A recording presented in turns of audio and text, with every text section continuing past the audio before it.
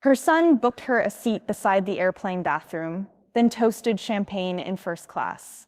Frances Loomis, 73, smiled and rewrote her will in silence.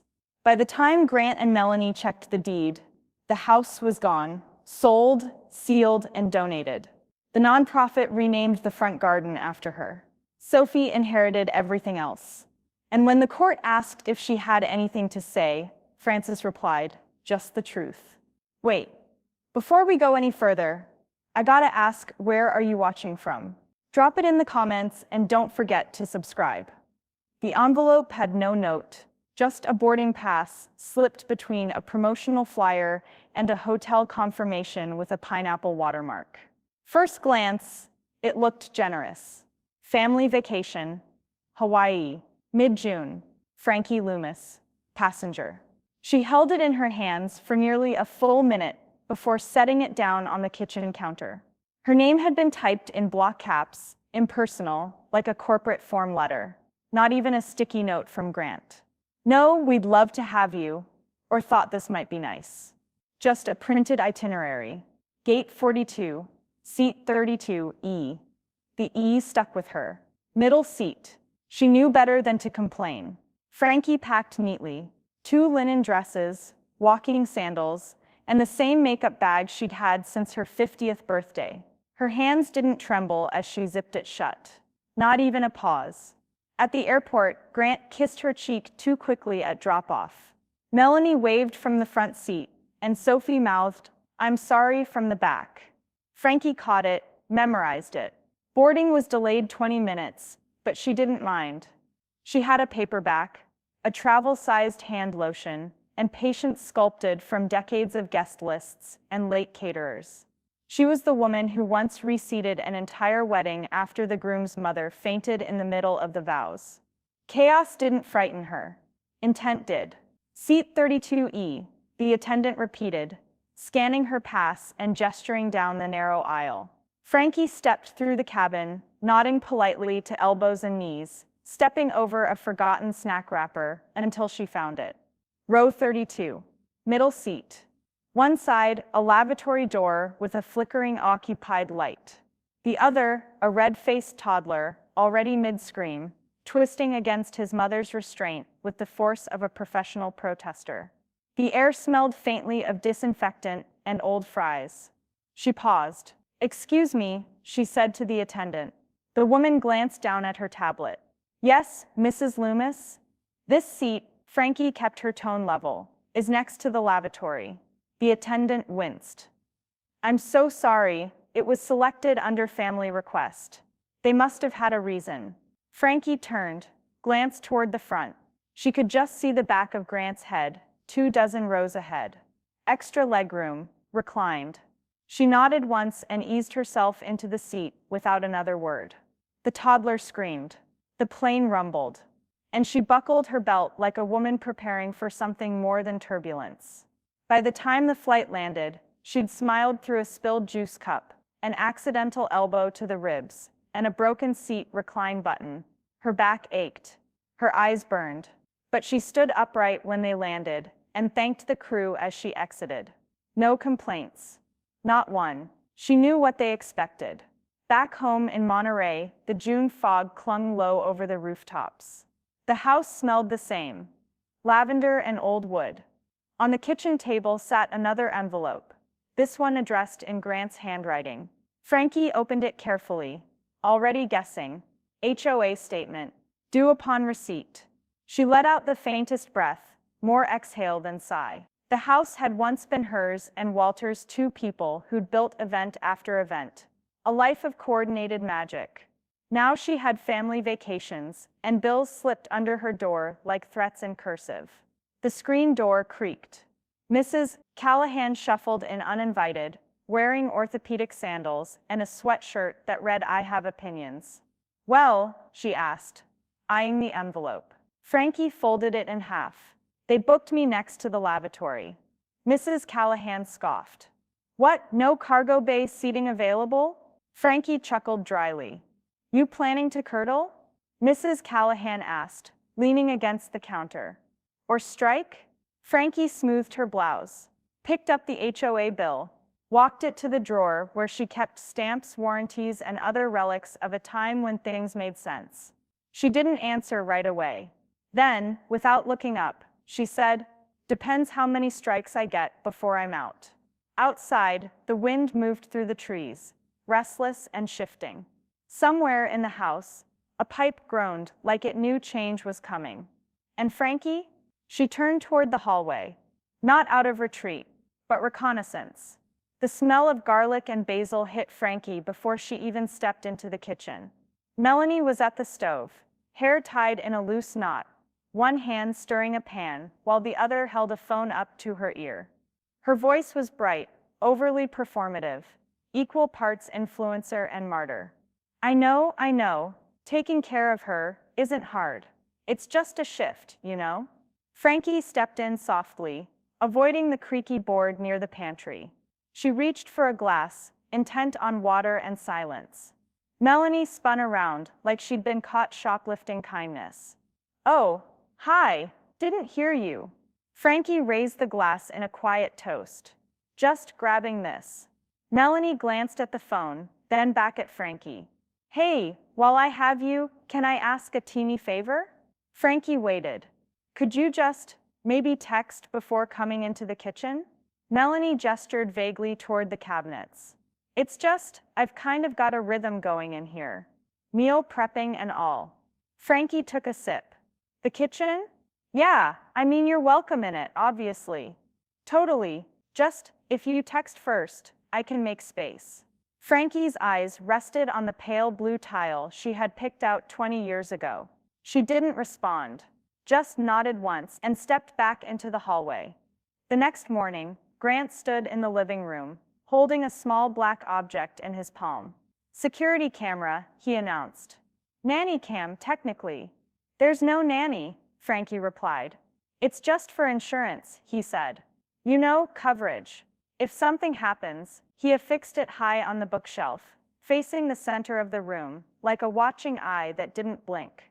Later that night, Frankie stood in the same room, staring directly into the lens. No expression, no fear, just recognition. Then, calmly and without a word, she unplugged the modem in the hall closet. The camera's red light died like a snuffed match. She left it that way. 2 days later, she made an appointment with Lyle. The waiting room of his office still smelled like lemon wood polish and spearmint. The receptionist looked up from her knitting and waved her in with a warm, "Hey, stranger." Lyle Banner, widowed, sharp-eyed, and loyal to Walter's memory, rose from his desk with a low whistle. "Frankie Loomis. You only show up when there's trouble or taxes." She slid a manila envelope onto his desk. "This is both." He opened it slowly, scanning the deed, the mortgage record, and Walter's handwritten note scrawled in the margin of an old folder. "If anything happens, she owns it outright. Period." "You never filed this?"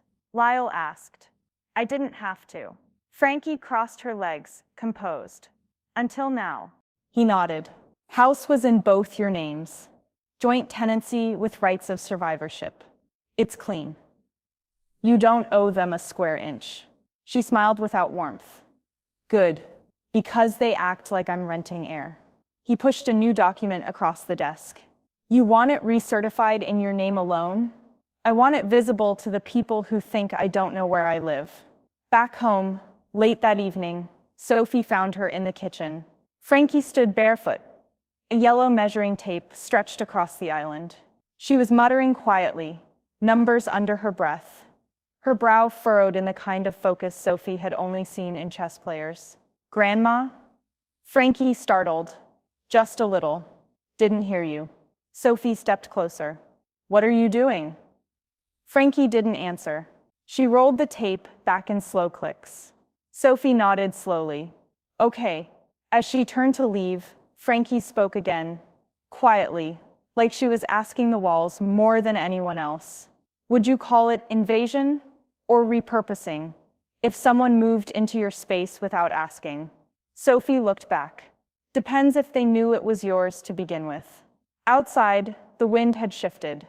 Inside, Frankie reached for her notebook and made a new column labeled Dimensions. The war had not begun, but the battleground had. They called it a joke, but every laugh cut like policy ink. Don't forget to Velcro Grandma to the deck chair, Grant quipped, reaching for the salad tongs with that smirk that always flared when he thought he was clever. Melanie burst into a well-rehearsed laugh. Sharp, performative, too loud for the size of the dining room. Make sure the tide doesn't carry her off. Sophie looked down at her plate. Frankie smiled, but it didn't touch her eyes. She raised her glass with quiet precision. To family, she said, and good exits. The laughter hiccuped. Melanie blinked, unsure if it was a toast or a shot. Grant chuckled, trying to diffuse the tension. That's our Frankie, dry as gin. Sophie looked up. This time she didn't look away. Dinner resumed. Melanie chattered about Sophie's college applications while slicing lamb into symmetrical pieces. Grant recounted a story about a coworker's retirement party.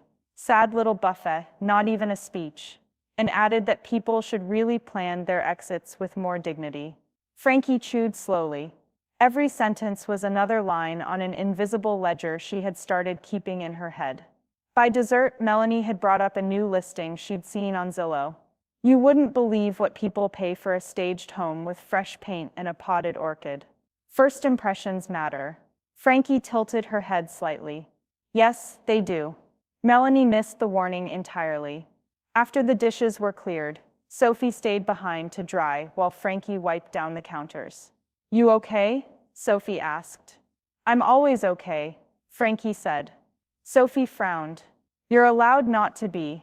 Frankie handed her a dish towel. And you're allowed to notice things. But we don't always say them out loud. Yet, later that night, long after the dishwasher hummed its last rinse, Frankie sat at the kitchen island sipping peppermint tea. The house was still except for the quiet click of her reading glasses as she folded them shut and pushed back from the counter. She opened Melanie's laptop, not snooping, not hacking, just checking. Melanie had left it unlocked again. Tabs still open. How to stage a home fast. Senior downsizing checklist. What is a soft eviction? Best assisted living reviews. Monterey. Frankie stared at the glowing screen. The cursor blinked like a heartbeat. Or maybe a timer. She closed the laptop without a sound. The garage still smelled like oil and rain rot. The bulb overhead flickered before settling into a low yellow hum. Frankie tugged at the dusty tarp, covering a plastic storage shelf near the back wall. Her late husband's tools stacked neatly beneath it, untouched for years. Behind a row of paint cans and an old beach umbrella, she found it. An old accordion file folder, wrapped in a worn elastic band. Inside house documents, inspection reports, a handwritten budget from 1997 labeled contingency. If things go sideways, and tucked behind all of it, a manila envelope with Walter's familiar looping scrawl. Frankie, only if you need it. She didn't open it. Not yet. She tucked the entire folder under her arm and made her way back through the silent house. Every floorboard a memory. Every picture frame a witness. At her bedroom door, she paused, then locked it behind her. She placed the folder inside the cedar chest at the foot of her bed and exhaled. There were some kinds of silence that weren't empty. They were decisions being made. Quietly. Permanently. Outside, the wind knocked once against the window pane like a reminder. Frankie didn't flinch. She only looked up at the ceiling, as if Walter were somewhere above, listening. They think it's a joke, she whispered. But she knew better, because every joke starts with a setup, and hers had just ended. The cake was lemon with raspberry glaze, store-bought, lopsided, and mostly frosting. Melanie insisted on candles, all 7 of them in a cluster like a lazy shorthand for 73. Happy birthday, Frankie, she said, pushing the cake across the table with 2 hands and half a smile. We didn't have time to make anything fancy, but Grant interrupted, holding out a box wrapped in silver paper. Open ours first. Frankie peeled back the tape carefully. Inside, a collapsible walker with tennis ball tips already attached, and a bath pillow shaped like a cartoon cloud. Melanie beamed. We just thought, comfort. Safety. You deserve to relax. Frankie ran her fingers along the metal bar of the walker. Comfortable, she said lightly. Like this house used to be. The air shifted. Sophie reached into her hoodie pocket and placed a small square-wrapped gift beside the larger one. Mine's less ergonomic. Frankie unwrapped it slowly. A hardbound journal, with an olive green cover and no title. Inside, the first page was blank. The second had a note in Sophie's careful handwriting. Write what they don't ask. Frankie swallowed. It's perfect. They didn't linger after cake. Grant had a Zoom meeting. Melanie needed to meal prep. Sophie lingered, helped scrape plates, then left with a glance that held more apology than a card ever could. Later that night, Frankie stood at the kitchen trash bin, holding the bath pillow in one hand, the walker beside her. She didn't toss them, not yet. Instead, she placed them in the hall closet next to a half-used can of paint and an unopened box of LED bulbs. Then she pulled out her wallet, flipped through a stack of loyalty cards, and extracted a gold Amtrak rewards card she hadn't touched since Walter's last birthday trip. She tapped through her phone, booked a business-class train ticket to Oregon. No fanfare, just a quiet click of confirm. The next morning, she left a note for Grant. Gone for the weekend. Not an emergency. She packed light. The green journal, 2 layers of cashmere, and the file folder Walter had labeled, "Only if you need it." The train ride was 4 hours of mossy coastline, wide windows, and the soft hush of motion that didn't ask questions. She stared at the ocean for long stretches, notebook open on her lap but untouched. Not yet. In Eugene, her nephew Alec met her at the station in a work van that smelled like pine tar and fresh plywood. "Wow," he said, hugging her tightly. "You haven't changed at all." "I have," she said, sliding into the passenger seat. "That's why I'm here." He poured them coffee in mismatched mugs back at his place, a modest craftsman home with sun-warped blinds and a golden retriever that insisted on sitting directly on Frankie's foot. "So what's the plan?" he asked. "I want quiet renovations, cosmetic only, and I want to control the scheduling." Alec raised an eyebrow. "Your kitchen?" "My house," he sipped. "They giving you trouble?" "They're giving me reasons," she said. Alec nodded slowly, the kind of nod that passed between people who knew silence could be a weapon or a defense. She handed him the folder. "It's all here. Layouts, inspections, the deed in my name.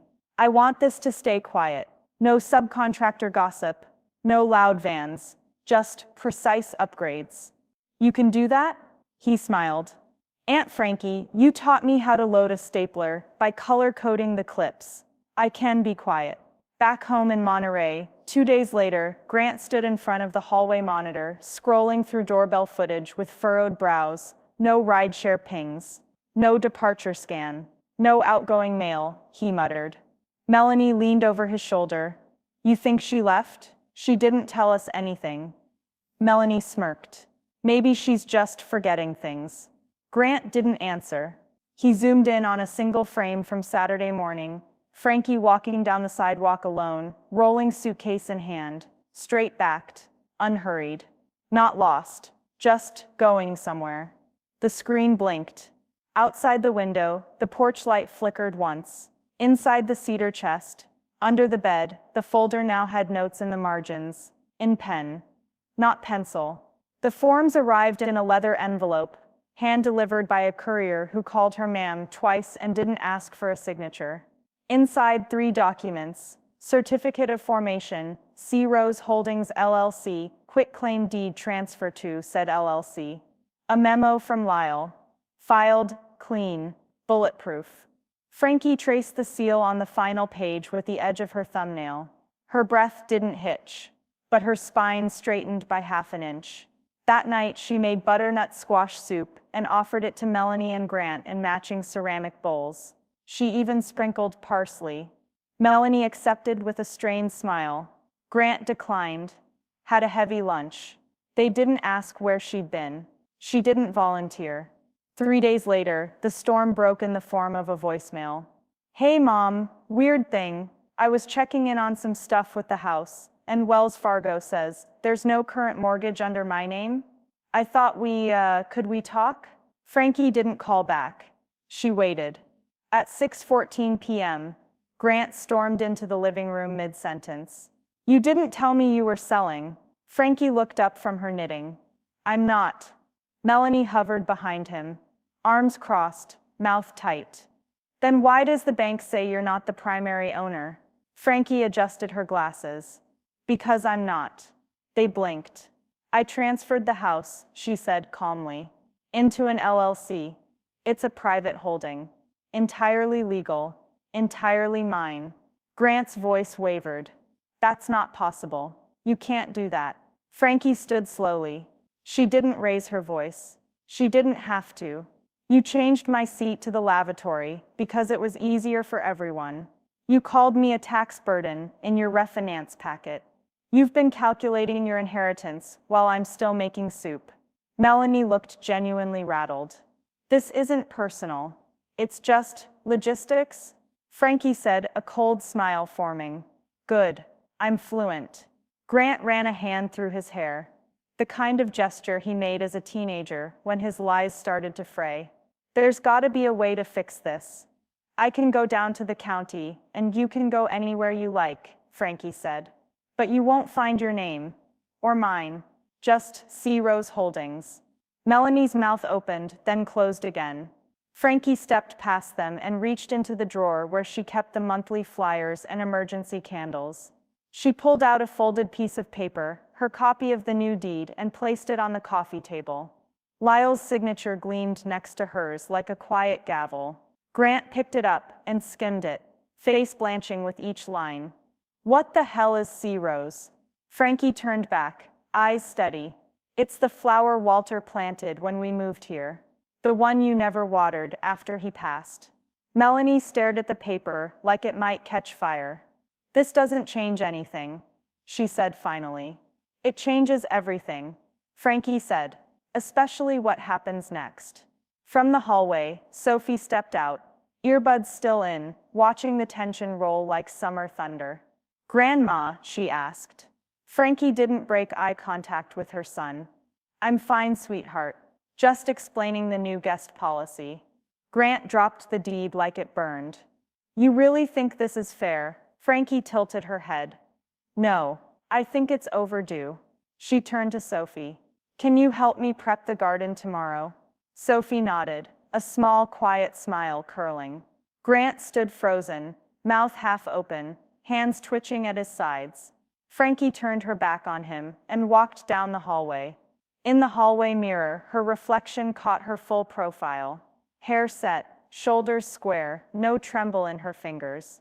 From the living room, Melanie whispered, "She's bluffing." Grant didn't answer. Because he knew, bluffs don't get recorded at the county registrar's office. And mothers don't bluff with a name they've already buried, once and risen from twice. The flowers arrived in waves. First, a pale bouquet of carnations, anonymous, but thinking of you scrawled in shaky ink. Then tulips from a church group in San Luis Obispo. A dozen sympathy cards. One postcard from Idaho. You're not alone, Frances. Jesus walks the long roads too. Frankie read each one at the breakfast table, her hands unmoving, her face unreadable. Across from her sat the laptop, wide open on a GoFundMe page. Grant had titled, "Support for Our Displaced Aging Mother, a Caregiver's Plea." He'd chosen a photo from last Thanksgiving, Frankie holding a casserole, mid-blink, mid-step. It made her look confused. The description dripped with sanctimony. After years of love and caregiving, we've hit a crisis. Our dear mother is at risk of losing her home due to unfortunate legal confusion and health-related hardship. We're doing everything we can to protect her dignity. Dignity, she muttered, clicking the close button. Melanie left 2 voicemails that day, her voice sugary but cracking at the corners. We need to talk, the second one said. This attention isn't good for anyone, especially not someone your age. Frankie deleted both without replaying. Sophie texted her a screenshot. Sophie Loomis, 17, commented, "She's not displaced. She lives here, and she's more lucid than half of Congress." 25 likes, 3 clapping emojis. One thank you DM from a user named at Elder Justice Montana. Frankie replied with a single emoji. That afternoon, she called Lyle. This public campaign, she said. Does it put anything at risk? He snorted. Legally? No. Morally? Well, their GPS is already busted. I want to be ready. Then document everything. Start your own recording. The next morning, Frankie took a small walk through the side alley and entered the hardware store on Lighthouse Avenue. She bought 2 discrete motion cameras, 3 decoy shells, and a fake premises under surveillance sticker that felt satisfyingly passive-aggressive. By noon, her room, her hallway, and the shared kitchen all had new eyes. Insurance, she told no one. Mrs. Callahan came by around 4, sipping from a travel mug with a sticker that read, "Shut up, I'm aging." I saw the fundraiser, she said, settling onto the porch swing. Can't decide if it's brilliant or disgusting. Why not both? Frankie replied, handing her a cookie. Mrs. Callahan sniffed. You want me to go rogue on the comment section? No, Frankie said. Let them think I'm fragile. Paper dolls are easier to burn. The older woman rocked once, then eyed Frankie's expression. Are we fighting with passive cruelty now? Or is this gloves off? Frankie didn't smile. She reached into the cedar chest beside her, pulled out the journal Sophie had given her, and flipped it open to a new page. Gloves, she said, pen poised. I don't own any anymore. Mrs. Callahan raised her mug. Now that's what I came to hear. That night, the front door creaked open just before midnight. Frankie, sitting at the kitchen island in her robe, didn't flinch. Grant stood in the doorway, hair disheveled, a faint odor of beer and panic on him. He blinked when he saw her. You're up. I live here, she said. He crossed the threshold slowly. Look, this GoFundMe thing. Frankie held up a hand. Don't explain, don't perform. Just know that I see you. He shifted his weight, uncomfortable. People are asking questions. Strangers are messaging Melanie. It's not safe. For who? The silence between them widened. Frankie let it. From the far corner of the kitchen, a tiny red light blinked to life. Recording, and this time it wasn't theirs. It was hers. Frankie sipped her tea, eyes unblinking. You should get some sleep. Grant stared at her a moment longer, but he didn't argue. He turned and walked back down the hall, each footstep landing like punctuation marks in a bad essay. Frankie opened her journal again. She drew a box. Inside it, she wrote, leverage, growing. Outside, the wind picked up. Inside, the battle line had shifted. And this time, she was the one watching. The invitations went out by hand. No email, no Facebook event, just heavyweight cream cardstock, delivered in person, or slid discreetly into mailbox slots. The header was simple, printed in neat serif font, estate brunch, past, present, and otherwise. Frankie signed each with a black fountain pen, not bothering to include RSVP details. The people invited didn't need prompting. Sunday came in overcast, but the light through the East Bay windows poured across the dining room like forgiveness. Frankie had set the table with the blue porcelain she hadn't used since Walter's retirement party. A platter of asparagus quiche sat beside hand-labeled jars of peach preserves. Coffee brewed in 2 vintage carafes, strong enough to anchor the air. 9 women arrived, all silver-haired, sharp-eyed, unapologetically alert. Frankie greeted them one by one. A retired judge, 2 former city planners, a florist with 5 grandchildren, and a knee brace. No one mentioned Melanie. No one asked after Grant. I assumed it was a no-kid brunch, the judge joked, sipping her coffee. Or no parasites, someone else added under her breath. The women laughed, not cruelly, just precisely. Frankie waited until the plates were half empty, and the room had settled into that warm lull of post-caffeine clarity. Then she stood. I appreciate you all coming, she said, voice even. I've always believed that clarity should be served with carbs. A few chuckled, but the room leaned in. I've made some changes, she continued. The house is no longer in my name. It's owned by C. Rose Holdings, an LLC I formed this spring. A subtle intake of breath passed around the table. She let it settle. I'm converting the back wing guest room, sun porch and side yard, into a private retreat space. A pilot program focused on women in transition, retirement, recovery, redefinition, quiet stays, no drama, no pity, no charity, just a soft place to think. Melanie's voice rang from the hallway before she even entered. You're what? She appeared in the doorway in yoga pants and disbelief, eyes flicking from guest to guest, like a bouncer clocking a VIP list she wasn't on. You're turning our home into some kind of hotel. Frankie didn't flinch. Not a hotel, a resource.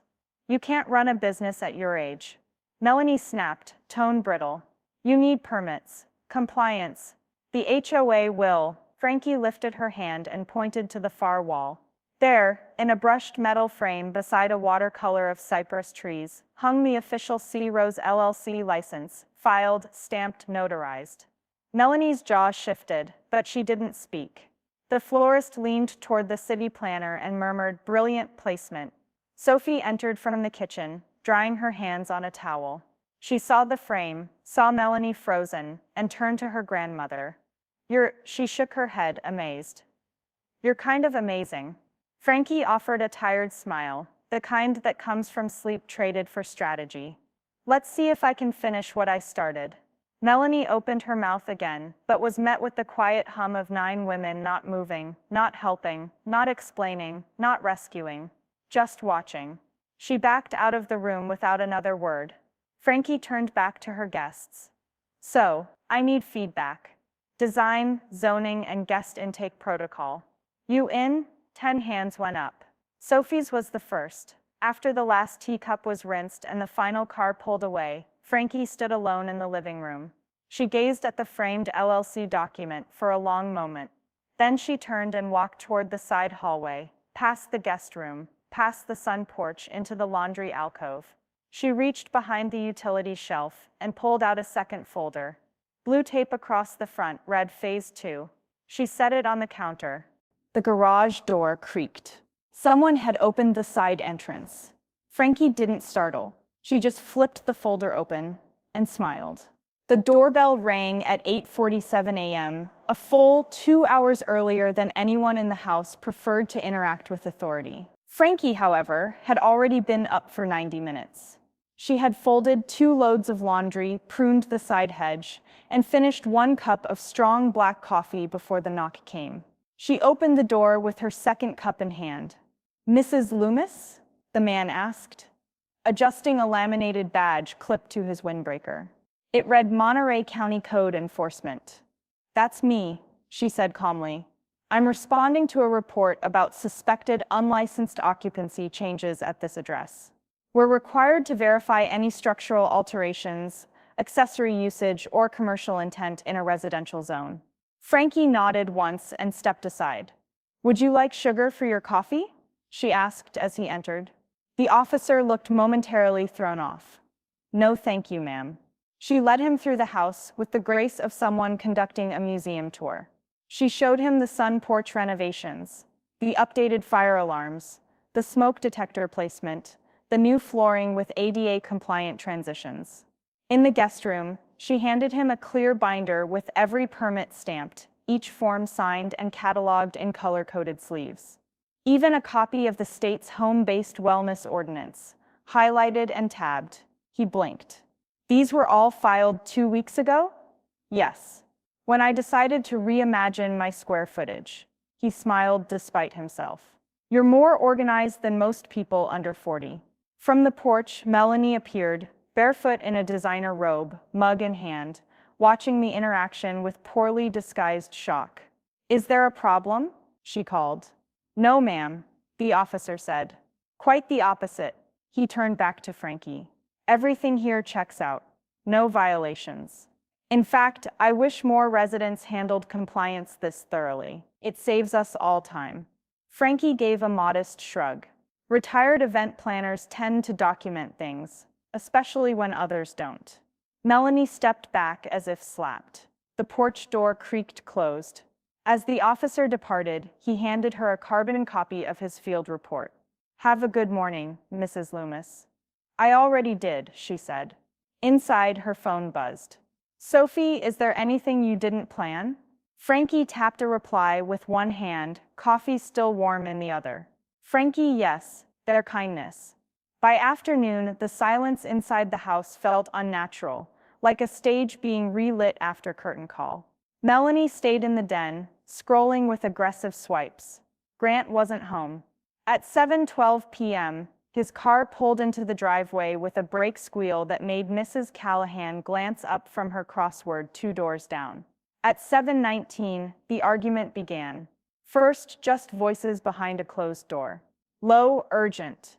Then louder. Angled, I told you not to escalate it. Melanie hissed. She's running a business under our nose. It's not under anything. It's legal. She's doing this to spite us. No, she's doing this because you were lazy. You didn't even check the deed. Frankie sat at the kitchen table, notebook open, the word contingency underlined twice. Through the front window, the neighbor's porch light flickered on, automatic sensor tripped by either footsteps or fury. Down the hall, the fight sharpened. She made us look stupid. You did that on your own. A thud, something knocked from a dresser or wall. A drawer slammed. Frankie didn't rise. Instead, she reached for the printout of the retreat guest intake forms and quietly circled the date of her soft launch. 1 week, she wrote a note in the margin, soundproofing, check closet wall. Then she closed the notebook. The house went quiet. Then the porch door opened behind her. Slow, hesitant. Sophie stepped in, earbuds hanging, eyes searching. I heard yelling, she said. Frankie looked up. Nothing urgent, just a compliance issue. Sophie raised a brow. From who? Frankie smiled. Not the county. And behind her, from the closed guest wing, the red light of a motion-activated camera flicked on, watching the hallway. There would be no more unrecorded trespasses. Just time-stamped proof. And receipts. The morning after the argument, the house felt like a museum of withheld apologies. Grant was gone before sunrise. Probably to work, maybe to pace somewhere private. Melanie stayed holed up in the den again, blinds half drawn, her laptop screen flickering in the shadows. Frankie sat on the back porch with a warm mug of cinnamon tea, watching the wind lift the edges of the new mulch around her lavender plants. Sophie appeared in the doorway, barefoot, hoodie sleeves pushed over her hands. Her face was pale and uncertain. Can I sit? She asked. Frankie nodded, shifting to make room on the bench swing. Sophie sat beside her, legs crossed under her, the way she had as a child on Sunday mornings. I heard the whole thing, Sophie said softly. Last night. Frankie didn't speak, just sipped. I've heard a lot more, actually. Over the past few months. Frankie glanced sideways. Sophie was staring at the mug in her hands, eyes glossy but not falling apart. I didn't mean to spy, she said. But I keep hearing things, plans, words, whispers like I'm not in the room. Or like I won't care. Frankie stayed still. Waited. Sophie reached into her hoodie and pulled out her phone, her fingers trembling just slightly. She tapped open a folder. Screenshots, one after another. A realtor's email header, subject, Senior Pushout Strategy. Monterey lead. A photo of the house exterior from Zillow's staging tips. A group thread between Melanie and someone named Tad Lux Coastal discussing maximizing value by decluttering elderly presence and getting out in front of probate complications. Frankie's lips didn't move. Her mug didn't lower, but her shoulders straightened by half an inch, same as when Walter passed and the hospital misspelled her name. They're trying to force you out, Sophie whispered. Or worse, make you look like you wandered out on your own. Frankie finally exhaled.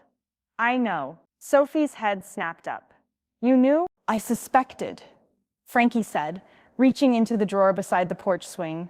She pulled out a slim leather portfolio and opened it, revealing the LLC packet, legal stamps, tax IDs, ownership breakdown. She pulled out a single sheet, one Sophie hadn't seen before.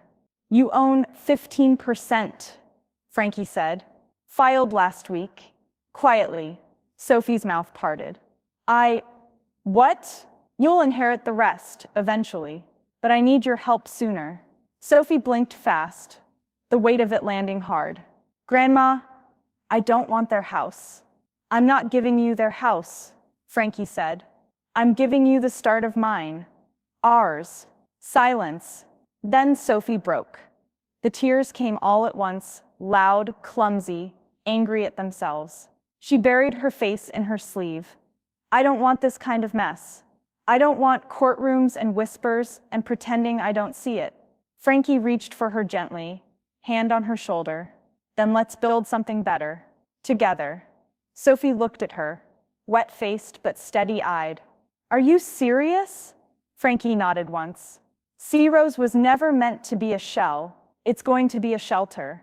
A retreat. You can help design it. Make it real. Sophie wiped her cheeks. Okay. Okay. Frankie stood and offered her hand. Sophie took it, rising like someone deciding to keep going. Inside the house, Melanie's voice echoed faintly, still arguing on the phone. Sophie didn't flinch. Frankie tilted her head. Want to see something? They walked to the back hallway, to a narrow linen closet where Frankie pulled away a false panel. Behind it, blueprints, electrical sketches, a list of contractors. Sophie let out a low whistle. You really don't bluff. I used to, Frankie said. Now I plan. She handed Sophie a pen. Initial the bottom. Make it real. Sophie wrote her name carefully, slowly, like signing a promise no one else could fake. From the front of the house came the unmistakable sound of Melanie slamming a door. Frankie didn't turn. She just smiled. Because for the first time in a long time, someone was staying not out of obligation, but on purpose. The morning fog rolled in thick, clinging to the eaves like secrets not yet whispered. Frankie opened the front door and let it breathe through the hallway while she waited for Lyle's call. He didn't text when something mattered. He called, old school, cord in the wall reliable. At 9:03, her phone rang. It's done, Lyle said, quiet as a snowfall. You've got one offer. Frankie's hand hovered over the sugar jar. That fast? It's a nonprofit. Local. Clean books. They want the space for therapy offices. Grief, recovery, transitional care. Full cash. 30-day close. Frankie nodded once, even though he couldn't see it.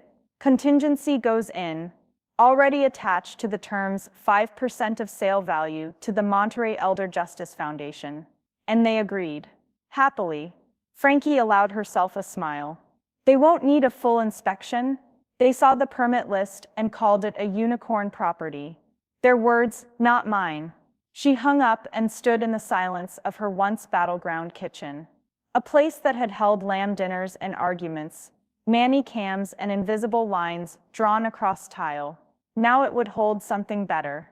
By noon, Sophie had pulled 3 boxes from the hallway closet and started labeling them in her best Sharpie handwriting. Keep, donate, judge. Sentimentally, Frankie folded linens with methodical care, tucking the monogrammed napkins Walter had loved into the keep pile.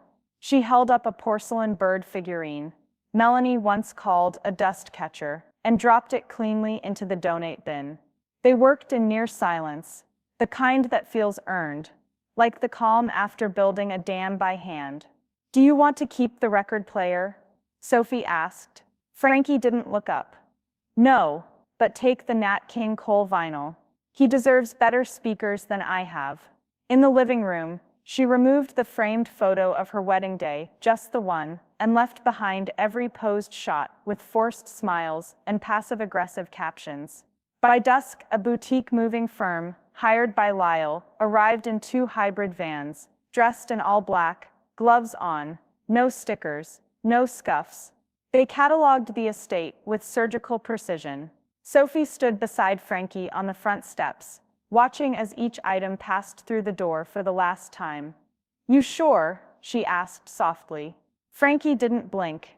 I've been sure for a while. I just waited for the right kind of silence to answer back. They shared a warm thermos of chai, 2 mugs balanced on the porch rail. Inside, the house was nearly bare. Across town, Melanie's phone pinged during her bear class. She pulled it from her mat bag, annoyed, then froze. HOA portal notification. Property transfer recorded. Ownership, C. Rose Holden, Luma Collective, LLC status, closed, effective immediately. She stood there, breath caught, sweat cooling, too fast. At the same moment, Grant stepped out of a bank conference room. His own phone buzzed. He scanned the message, then reread it. Then again, he called Melanie. She couldn't have. She did, Melanie said. They sat on the line, silence ballooning. Back at the house, Frankie slid the final envelope into Lyle's courier bag. Spare keys, final paperwork, a small note to the nonprofit board. Build something that matters. And don't let anyone tell you the porch swing has to go. Sophie laughed when she read the copy. You really leaving this place? I'm not leaving, Frankie said, slipping on her coat. I'm shifting lanes. As they walked to the car, Sophie turned back once. The porch light flickered. Melanie stood in the window, staring, unmoving. No robe, no makeup, just silence pressing against glass. Frankie didn't wave. Some departures don't need goodbyes, only clarity. And behind them, the house no longer belonged to the past. It had been sold. On purpose. In full. Without warning. Just like they taught her not to. The cottage was quiet, modest, single story, painted a soft gray that matched the early fog. It sat 5 blocks from the Pacific, just high enough on the slope to see the surf's edge glint under sunset light. No lawn, just native succulents, 2 rosemary shrubs, and a patch of dirt that begged for meaning. Frankie stood on the porch, with a ceramic pot in one hand, and a trowel in the other. Sophie had picked up the marigolds from a nursery on Del Monte. Hardy, bold, yellow like defiance. She knelt and planted each one herself. Inside, the air smelled like fresh paint and lemon oil. Sparse furniture, just enough to be useful. A walnut table for 2. A window seat. 1 framed photo of Walter on the mantel, taken at Big Sur. Sleeves rolled, eyes squinting from a grin too wide for his face. Frankie placed her tea beside it and ran her fingers across the frame. He'd have loved this, she said aloud. She didn't mean the view. The property hadn't been for sale. Not officially. But the nonprofit who bought her house had offered her the cottage at a symbolic rate, permanent residency with dignity. The board chair had said in the letter, "Consider this a thank you gift for planting what you never got to harvest." The deed was in her name, only hers. Again. At 4:30, Mrs. Callahan appeared, holding a bottle of Pinot Noir and a grocery bag with 2 wedges of Manchego cheese and a baguette that still steamed at the ends. "Well," she said, stepping onto the porch without waiting. "The storm passed, huh?" Frankie took the wine. It only bent the trees. They settled into the 2 chairs facing west. Seagulls danced low over the rooftops. Somewhere, a child shrieked with glee. The ocean made no apology for being louder than memory. Mrs. Callahan sipped. "You're quieter now. I needed to hear myself think again." She paused. "And I needed a house that didn't think for me." The older woman nodded, eyes sharp. "You kept your spine through all of it. Most women your age crumble trying to keep the peace." Frankie tilted her glass. Turns out peace wasn't on the table. Just silence. And that's not the same thing. As the sky bled orange, Sophie arrived, backpack slung over one shoulder, wearing an oversized thrifted sweatshirt, and holding a mason jar filled with fresh-cut basil. "Garlic pasta and roasted squash tonight," she said. "I'll cook if you chop." Frankie smiled, standing. "Deal." Inside the kitchen was barely larger than a galley, but it had light, real light, and a spice rack she could actually reach. Sophie danced between burners, barefoot, humming something indie and offbeat. It smelled like comfort. Frankie chopped slowly, rhythm steady, hands practiced. She felt something settle that had been hovering for months. Around 7, the doorbell didn't ring, but the motion light flicked on.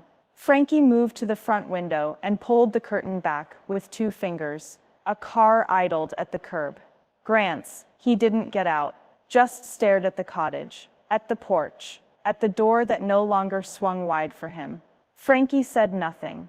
She stood still, curtain just slightly cracked, watching the son who'd once chosen convenience over character, now parked between his own indecision and the truth. Sophie stepped beside her.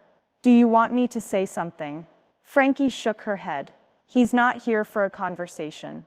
They watched in silence. After another minute, Grant turned the wheel, eased the car into gear, and drove away. He didn't look back. Frankie closed the curtain. Sophie returned to the stove. And in the soft golden warmth of a home she didn't have to defend, Frankie uncorked the wine, plated the bread, and turned the porch light off. She didn't need it. Some arrivals didn't happen in the dark. They happened after you survived the storm and found yourself still standing. The courtroom was cool and overly lit, the kind of sterile that makes grief feel like a misplaced sweater. Soft gray walls, a row of padded chairs, the faint scent of lemon floor wax and dusty files. Frankie sat quietly in the front row, her spine straight, her lips painted in the same rose mauve she'd worn for Walter's funeral. Understated, but immovable.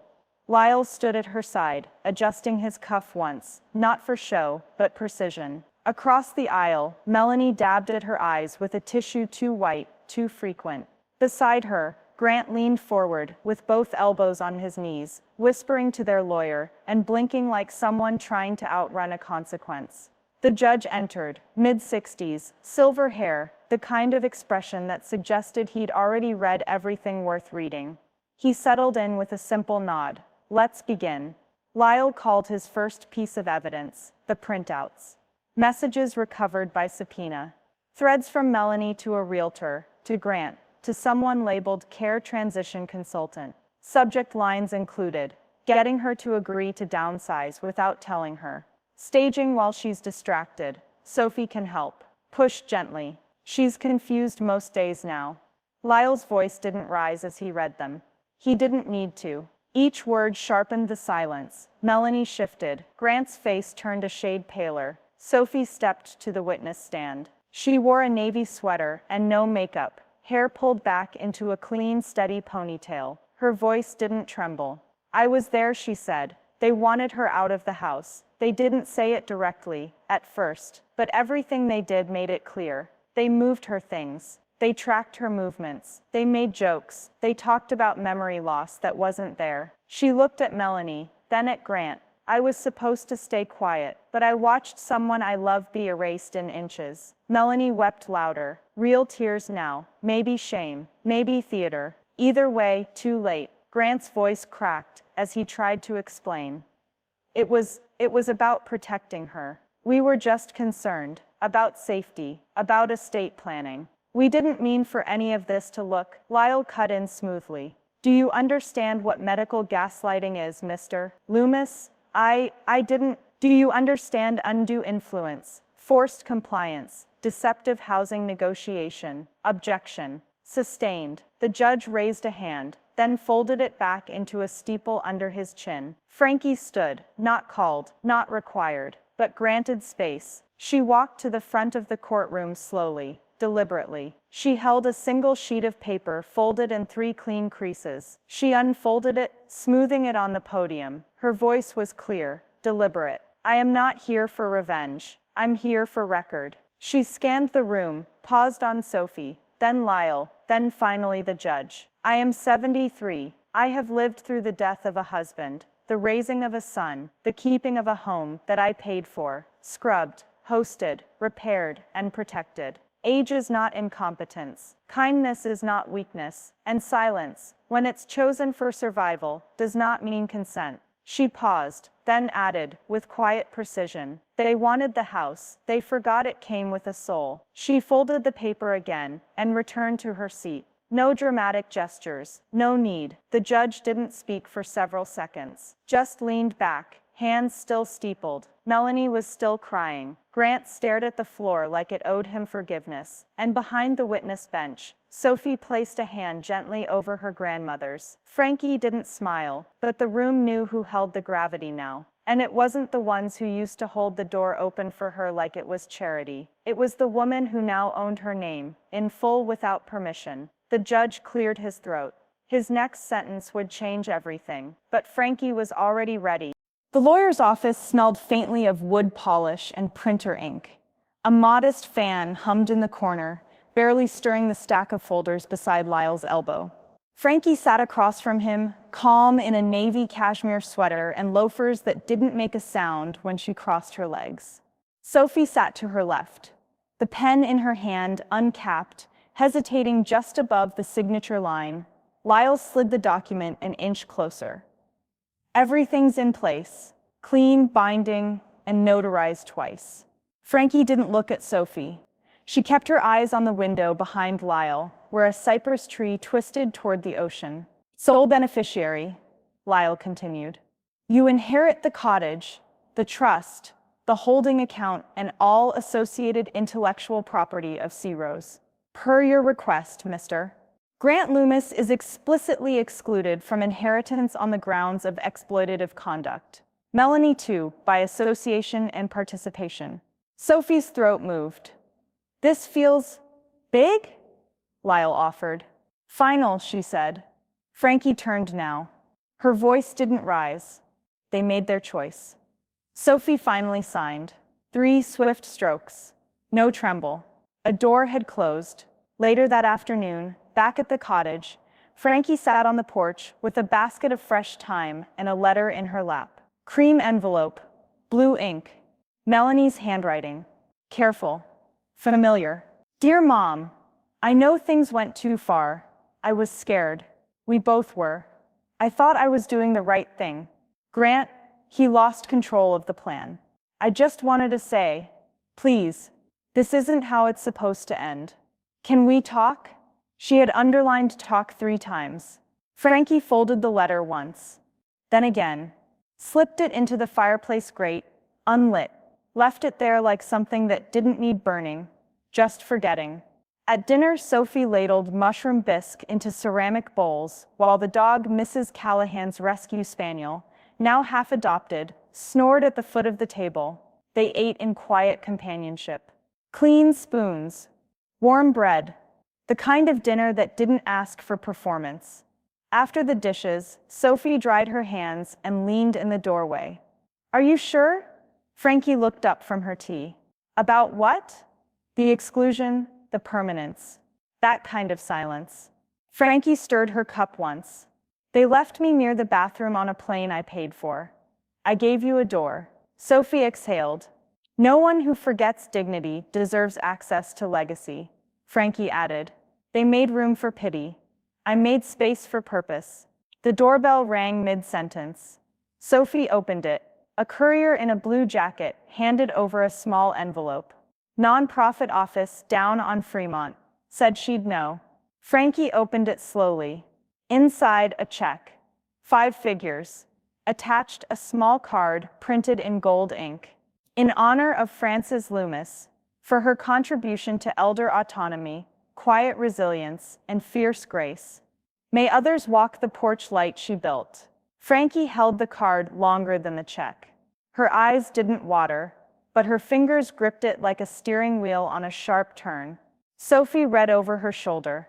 You're a line in someone else's story now. Frankie looked at her. Then let's make sure it's worth reading. She stood and placed the card on the mantel beside Walter's photo, then reached for her planner and circled next Thursday. Open house? Sophie guessed. No, Frankie said. And for the first time in weeks, she smiled. Orientation. Behind them, the last of the coastal fog melted into night.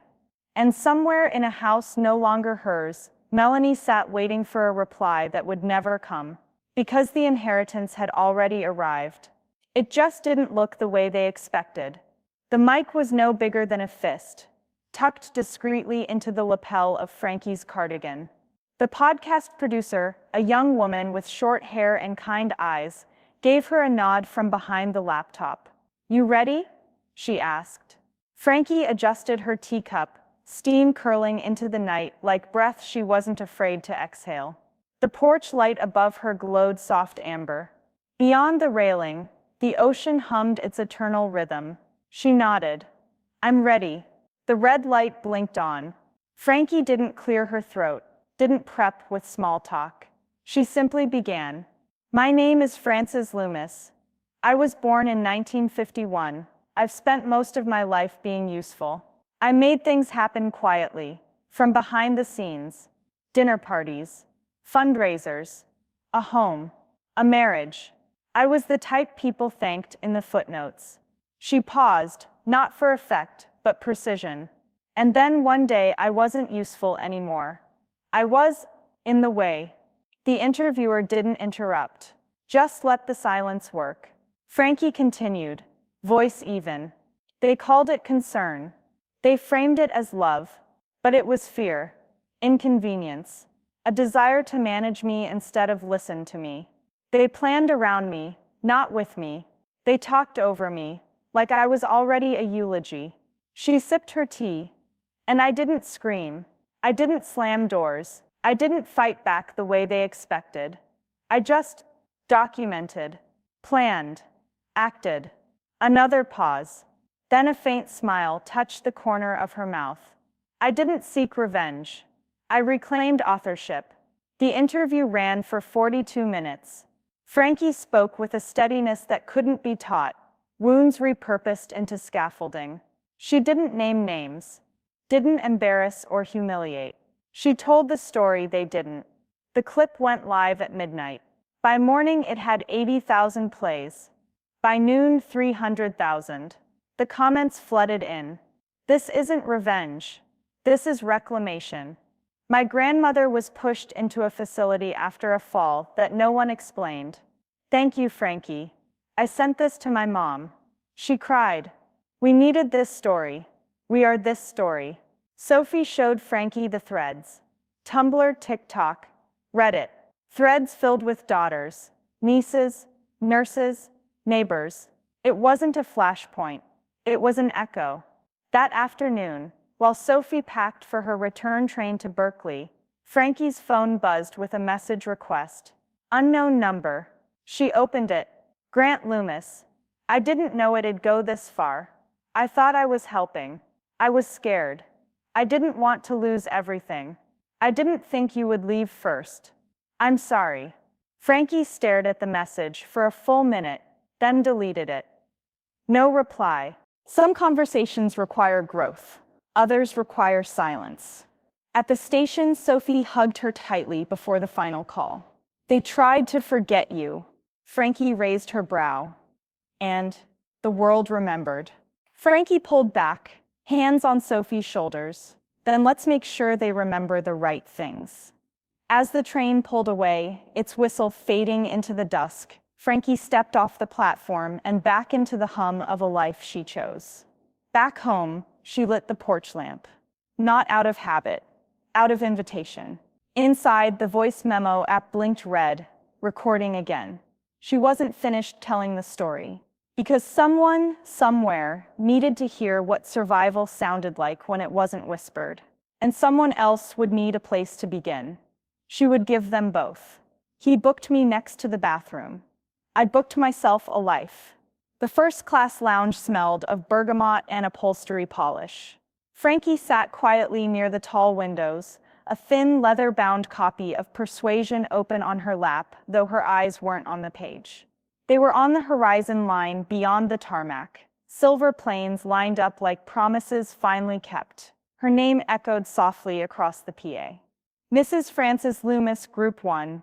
You may board at your leisure. No rush, no elbows, no glances down her ticket. Just respect. The gate agent smiled. Enjoy your flight, Mrs. Loomis. On board, her seat was by the window. 2A champagne, already waiting in a narrow crystal flute. The fabric smelled new, untouched. Her overhead bin was empty, saved for her, not despite her. The flight attendant leaned in. Welcome aboard, Mrs. Loomis. Let me know if there's anything you need. The name didn't sting. It didn't tether. It belonged to her now. Frankie set her satchel beneath the seat, smoothed the edge of her cardigan, and leaned back into the chair. No lavatory walls, she murmured, eyes drifting closed. Just sky. When she landed hours later, the Monterey air kissed her cheeks with coastal cool. Not sharp, just enough to remind her she was somewhere real. Her rideshare driver didn't ask unnecessary questions, didn't call her sweetie or ma'am like a crutch, just held the door open and said, "Welcome home." Back at the cottage, the porch light was already on. Sophie's touch, probably. A bouquet of wildflowers sat on the front step, tied with twine and tucked beside an envelope. Inside, an embossed card from the nonprofit. The Frances Loomis Fund is now fully endowed, dedicated to protecting the autonomy and dignity of aging women navigating transitional housing. We were inspired by your voice. Now we fund others to find their own. Frankie traced the edge of the cardstock with her thumbnail, then placed it gently next to Walter's photo on the mantel. At dusk, the porch filled with laughter. Miss Callahan had declared it a casual, not casual porch soiree, and true to form, she brought 2 folding chairs, 3 bottles of Prosecco, and a Bluetooth speaker that played nothing but Ella Fitzgerald. The new neighbors came, quiet couples and curious students, a retired violinist, a woman from the city looking for slower skies. Frankie served roasted figs and honeyed goat cheese. Sophie set out basil lemon spritzers with edible flowers. No speeches, just easy presence. Near the end, Sophie handed Frankie a small envelope, wrinkled at the corners.